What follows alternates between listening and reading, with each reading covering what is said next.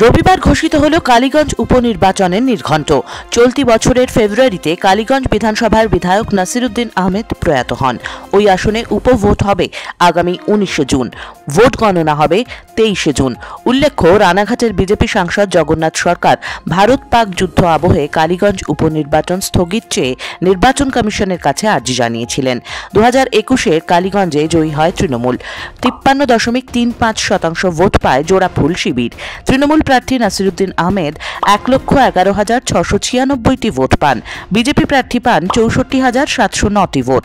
প্রায় 55,000-এরও বেশি ভোটের ব্যবধানে জয়ী হয় তৃণমূল কংগ্রেস।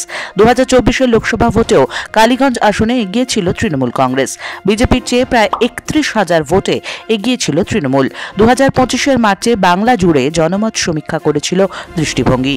সেই সমীক্ষাতেও কালীগঞ্জ আসনে এগিয়ে ছিল জোড়াফুল। আসন্ন উপনির্বাচনেও ওই আসনে তৃণমূলের জয় পাওয়ার সম্ভাবনা রয়েছে। কালীগঞ্জের ক্ষেত্রে 2021-এর বিধানসভায় তৃণমূল কংগ্রেসের ওপর ভরসা রেখেছিলেন সেখানকার মানুষ। 2024-এর লোকসভা নির্বাচনেও বিধানসভা ওয়ারিতে তৃণমূল কংগ্রেসের ওপর ভরসা রেখেছিলেন। 2025-এর উপনির্বাচনে কি হবে? 2025-এর উপনির্বাচনেও তৃণমূল কংগ্রেসের ওপরেই ভরসা রাখছেন সেখানকার মানুষজন।